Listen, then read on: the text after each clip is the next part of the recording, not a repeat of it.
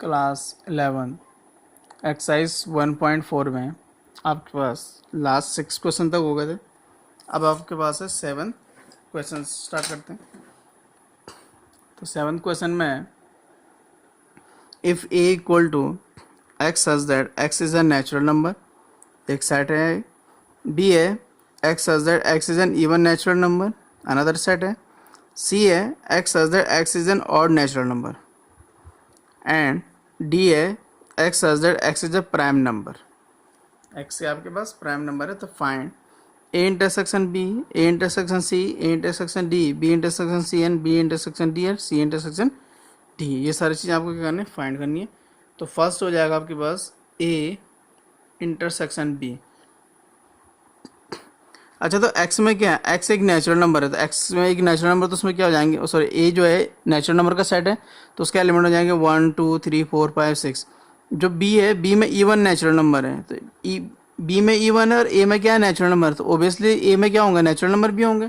तो ए intersection B क्या हो जाएगा आपका, x such that x is N even natural number. Even natural number, क्योंकि यही आपके पास क्या होने वाले हैं, कॉमन नंबर होने वाले हैं। तो ये हो जाएगा क्या, ए इंटरसेक्शन बी। दूसरा आपके पास ए इंटरसेक्शन सी। अब ए में क्या है, ए में नेचुरल नंबर है, सी में क्या है, ऑड नेचुरल नंबर है। तो ए में क्या होंगे आपके पास, ऑड भी होंगे इवन भी होंगे, और सी में सिर्फ क्या है, ऑड है। तो इनका जो इंटरसेक्शन कैसा हो जाएगा, x such that x is an odd natural number, x is an odd natural number. Third हो जाएगा आपके पास A intersection D, A intersection D. अब डी में क्या है, डी है x x is a prime number. X के आपके पास प्राइम नंबर है, और जो ए है, ए में क्या आपका नेचुरल नंबर है। तो जब ए में नेचुरल नंबर उसमें होंगे 1 2 3 4 5 6 7 8 9। अब डी में क्या होंगे, प्राइम नंबर 2 3 5 7 11 13। तो इन दोनों का इंटरसेक्शन क्या आ जाएगा, x such that x is a prime number. तो प्राइम नंबर क्या हो जाएगा, दोनों का इंटरसेक्शन आ जाएगा। क्योंकि आपको पता है नेचुरल नंबर भी क्या होते हैं, बहुत सारे नेचुरल नंबर प्राइम नंबर होते हैं। इसके बाद फोर्थ है बी इंटरसेक्शन सी। अब बी क्या है, बी में क्या है, इवन नेचुरल नंबर है, और सी में क्या है, ऑड नेचुरल नंबर। तो दोनों में कोई भी नंबर क्या नहीं होगा, कॉमन नहीं होगा। तो दोनों का इंटरसेक्शन क्या हो जाएगा आपका 5। फिफ्थ में जाएगा बी इंटरसेक्शन डी। अब बी में क्या है आपके पास, एक्स इवन नेचुरल नंबर है, और डी में क्या आपके पास प्राइम नंबर है। तो आपको पता है कि एक ऐसा इवन नेचुरल नंबर जो प्राइम नंबर भी होता है, वो सिर्फ कितना होगा आपके पास, 2 हो जाएगा। 6 में है सी इंटरसेक्शन डी। अब सी में क्या है, x is an odd natural number, और डी में क्या है, x is a prime number. तो ऑड नेचुरल नंबर है, और यहाँ क्या प्राइम नंबर है। तो सारे प्राइम नंबर तो मैं लिख नहीं सकता, इसका मतलब मुझे क्या लिखना होगा, जो आएगा 3 5 7 11 13। तो ये मेरा क्या हो जाएगा, इसमें इंटरसेक्शन हो जाएगा, सी इंटरसेक्शन डी, क्योंकि इसमें 2 नहीं आने वाला। ऐसे अगर हम लोग आगे बढ़े, तो आगे बढ़ने पर आपको दिखेगा क्वेश्चन नंबर 8। अब जो क्वेश्चन नंबर 8 है, उसमें है आपका which of the following pairs of sets are disjoint. Which of the following pairs of set disjoint, ये सेट्स आर डिसजॉइंट। तो इसमें अगर आप फर्स्ट पार्ट को देखेंगे, तो फर्स्ट पार्ट में क्या दिख रहा है, 1 2 3 4 and x is a natural number between 4 and. तो अगर मैं फर्स्ट को ही देख लूँ तो कितना जाएगा, और 1 2 3 4 हो जाएगा। और उसी का जो दूसरा सेट है वो क्या जाएगा, 4 5 एंड 6। और अगर आप दोनों में देखेंगे, तो दोनों में आपको क्या दिख रहा है, 4 कॉमन दिख रहा है। यहाँ हो जाएगा 4 इज अ कॉमन एलिमेंट। तो 4 कैसा एलिमेंट दिख रहा है आपको, common elements. So the sets are not disjoint. ये सेट क्या नहीं होंगे आपके, डिसजॉइंट। डिसजॉइंट का मतलब हो जाएगा दो सेट जिनका इंटरसेक्शन 5 हो जाए, उसको हम लोग क्या बोलेंगे, डिसजॉइंट बोलेंगे। या अगर मैं दोनों का इंटरसेक्शन कर दूँ, मुझे क्या कहते हैं, 4 कॉमन दिखेगा, इसका मतलब ये डिसजॉइंट सेट नहीं है। सेकंड को देखें अगर, तो ए ई आई ओ यू, और इंटरसेक्शन कर रहा हूँ मैं किस साथ, दूसरे साथ सी DEF। तो इंटरसेक्शन करने पे मुझे क्या मिलेगा भाई, कुछ कॉमन दिख रहा होगा आपको, वो क्या हो गया आपका E हो गया। तो क्या हो जाएगा, the sets are not disjoint. तो ये भी क्या नहीं है, और आपका डिसजॉइंट मतलब होता है डिफरेंट, वो डिफरेंट नहीं है। थर्ड में क्या आपके पास x is an even integer, तो x क्या है आपके पास इवन इंटीजर है। इवन इंटीजर का मतलब हो जाएगा 2 4 6 8 10 डेरेडस। और इंटरसेक्शन करेंगे किसके साथ, x is an odd integer 1 3 5 7 9। तो दोनों के इंटरसेक्शन आपको क्या मिलेगा 5। तो इसका मतलब so the sets are disjoint. तो ये सेट कैसे हो जाएगा आपका डिसजॉइंट हो जाएगा। तो ये सेट कैसा हो गया आपके पास डिसजॉइंट हो गया, क्योंकि दोनों में क्या आ रहा है आपका इंटरसेक्शन 5 आ रहा है। ऐसे ही अगर आप आगे बढ़ें तो आगे बढ़ने पर 6 7 8 के बाद आएगा नेक्स्ट क्वेश्चन आपके पास 9th। अब जो 9th नंबर का क्वेश्चन है उसमें डिफरेंस वाला टॉपिक है।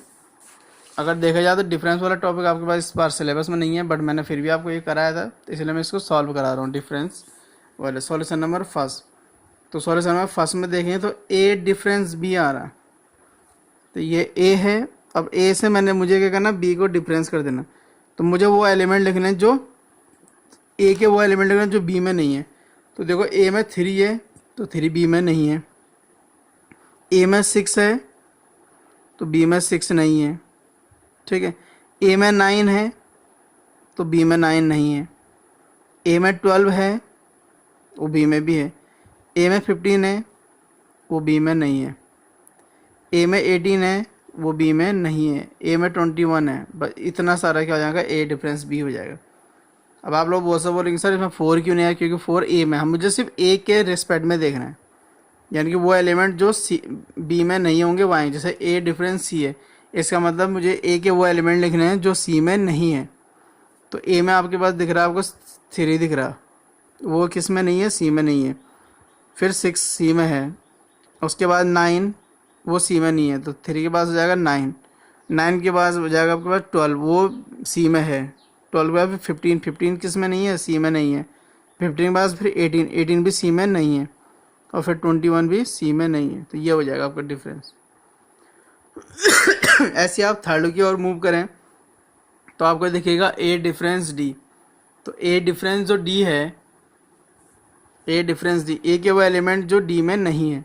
तो कौन कौन सा एलिमेंट नहीं है डी में, 3 नहीं है, 6 नहीं है, 9 नहीं है, 12 नहीं है, 15 शायद डी में है तो 15 नहीं आएगा, 18 नहीं है और 21। तो ये हो गया ए डिफरेंस डी। फोर्थ है आपके पास बी डिफरेंस ए।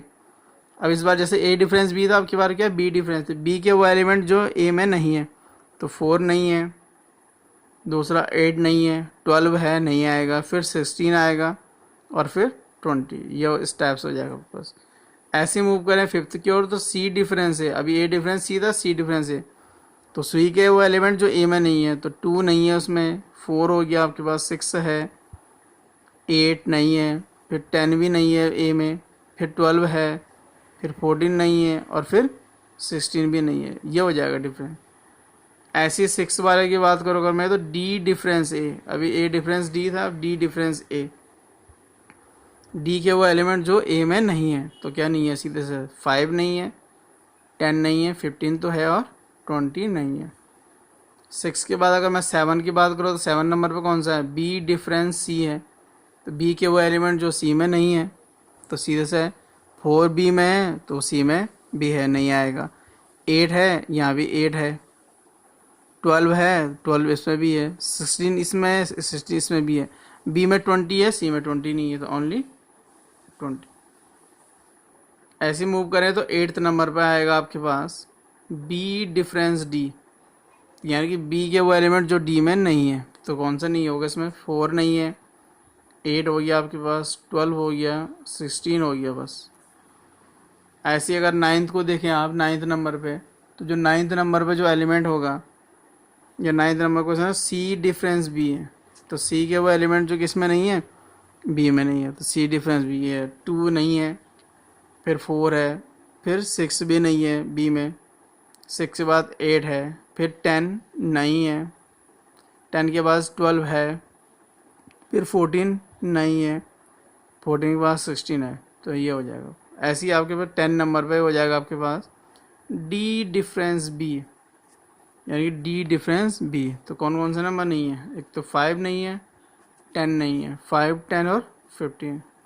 ऐसे ही आप 11 नंबर पे जो फाइंड कर सकते हैं आप सी डिफरेंस डी फाइंड कर सकते हैं, एंड 12th नंबर पे जो क्वेश्चन है उसको फाइंड कर सकते हैं डी डिफरेंस सी। तो आप इनको इजीली क्या कर सकते हैं, सॉल्व कर सकते हैं। ठीक है, इसके बाद आगे बढ़ें। 10th नंबर पर आपके पास क्वेश्चन है। 10th नंबर का जो क्वेश्चन है आपके पास वो है if x equal to a comma B comma C comma D and y equal to F B D G find x difference y। तो फर्स्ट पार्ट में आपको फाइंड करना x डिफरेंस y, यानी x के एलिमेंट जो y में नहीं है वो सारे लिख देना। तो एक तो इसमें a नहीं है, b x में है तो b y में भी नहीं आएगा, फिर c जो है वो x में है लेकिन वो y में नहीं है तो c आ जाएगा। d जो है आपका x में भी है और y में भी, ये भी नहीं आएगा। सेम अगर मैं बात करूँ सेकंड पार्ट की, तो सेकंड पार्ट है आपके पास y डिफरेंस x। तो y के वो एलिमेंट जो किस में नहीं है, x में नहीं है, तो ओबियसली f नहीं है, b है तो नहीं आएगा, d है नहीं आएगा, g आएगा सिर्फ। और थर्ड पार्ट है इसी में आपके पास x इंटरसेक्शन y। भाई तो दोनों में कॉमन क्या दिख रहा है आपके पास, कॉमन दिख रहा होगा आपके पास, b दिख रहा होगा आपके पास और d कॉमन आ गया। तो ये क्या हो गया आपके पास, डिफरेंस x डिफरेंस y आ गया, y डिफरेंस x आ गया और x इंटरसेक्शन y आ गया। अच्छा जी, 11 नंबर पर क्वेश्चन है if r is the set of real numbers, if r is the set of real numbers and q is the set of rational number. If r is the set of real number and q is the set of rational number. r किसका set है, real number का set है, q किसका set है, rational number का set है। Then what is r minus q, यानी कि r डिफरेंस q क्या होगा। तो r डिफरेंस q फाइंड करना आपको। तो r डिफरेंस q फाइंड करने के लिए क्या हो जाएगा भाई, r क्या हो गया बस गिवन हो जाएगा, सीधा लिख दूँ r is the set of a real number.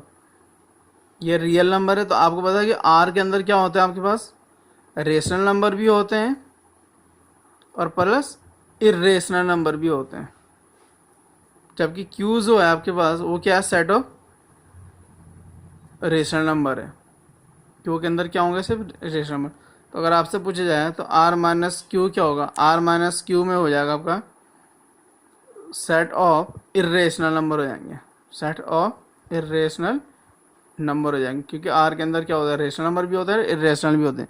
और r डिफरेंस क्यों कर रहे हैं तो जो रेशनल वाले हैं वो डिफरेंस हो जाएगा, तो आपके पास बचेगा क्या, इरेशनल नंबर। तो यानी कि आप इसको ऐसे लिख सकते हैं r माइनस क्यू, ये r difference Q is the set of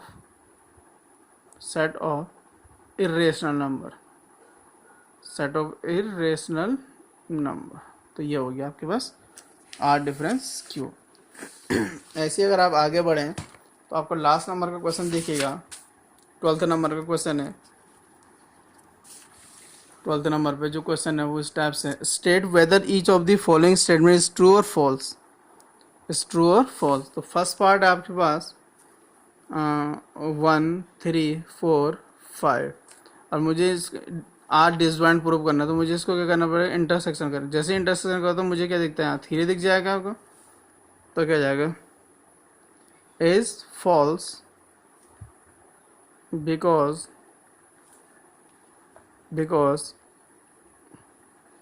intersection of given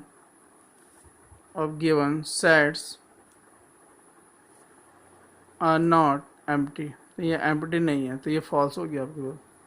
second आपके पास ये भी सेम है, AEIOU है, इंटरसेक्शन कर रहे हैं इसको ABC और डी के साथ, तो दोनों के इंटरसेक्शन आपको क्या मिल जाएगा, ए आ जाएगा। तो फिर से क्या हो जाएगा, इज फॉल्स, ये भी क्या हो जाएगा आपका, फॉल्स हो गया आपका। सेम रीजन है, because intersection of given sets are not empty। तो ये भी क्या नहीं हो रहा आपका, एम्प्टी नहीं हो रहा। थर्ड पार्ट है आपके पास आर डिसजॉइंट प्रूव करना है फिर से, तो 2 6 10 14 इंटरसेक्शन करेंगे 3 7 11 एंड 15। तो दोनों में क्या दिख रहा है, कोई कॉमन दिख रहा है आपको? यहाँ 2 है, 2 नहीं है, 6 है, 6 नहीं है, 10 है, 10 नहीं है, 14 है, 14 नहीं, तो ये 5 हो जाएगा। Is true because intersection is empty. अच्छा, मैंने थ्योरी इस टाइप से लिखी है, आप कुछ और भी लिख सकते हैं कि क्या लिखे, is false because there is a common element 3। यहाँ पे ऐसे लिख सकते हैं, is false because there is a common element a, is true because there is no common element. तो ये थ्योरी था, आप कैसे भी लिख सकते हैं, बस आपको रीजन पता होना चाहिए कि हाँ इसके पीछे एग्जैक्टली ये रीजन है। ऐसे नहीं कि आपने क्वेश्चन सॉल्व किया और बाद में किसी ने पूछा कि इसके ये क्यों हुआ ऐसा, तो लेफ्ट राइट देख रहे हैं, नहीं जी तो पता ही नहीं है, कहीं पढ़ा था। तो इस इन दोनों में इंटरसेक्शन यहाँ 2 है, यहाँ 2 नहीं है, यहाँ 6 है, यहाँ 6 नहीं, यहाँ 10 है, तो ये भी क्या हो जाएगा आपका 5। तो ये भी क्या ट्रू हो गया, डिसजॉइंट का ना, disjoint is true because we are justify कर रहे हैं आंसर को। यहाँ लिखा ना justify your answer, justify your answer का मतलब आपको रीजन देना है। अगर आप फॉल्स लिख रहे हैं तो why you are writing the false, अगर आप ट्रू लिख रहे हैं तो why you are writing the true, and why this is true और वाई दिस इज फॉल्स, ये सारा आपको रीजन लिखना है। इज ट्रू बिकॉज ऐसे लिख दो, there is no common, there is no common elements in the given sets. तो ये इस टाइप से क्या हो जाएंगे आपके पास एक्सरसाइज, ये आपके पास 1.4 क्या हो गई है, कंप्लीट हो गई है। आई होप कि आपको समझ में आया होगा। इसके बाद जो नेक्स्ट टॉपिक है वो आएगा आपके पास कॉम्प्लीमेंट ऑफ ए सेट। फिर इसके बाद आगे बढ़ते रहेंगे तो बहुत जल्द आपके पास ये कंप्लीट हो। लेकिन ये चैप्टर ही इम्पोर्टेंट है सेट, ये आपके पास इस 11th में तो काम आएगा, साथ में 12th क्लास में भी क्या बहुत सारा काम आने वाला। इवन इसके बाद फर्दर आप आगे फ्यूचर में जब भी मैथ्स पढ़ते रहेंगे तो वहाँ भी ये सेट जो चैप्टर है, टॉपिक है, बहुत ज़्यादा काम आने वाला है। So thank you class 11th।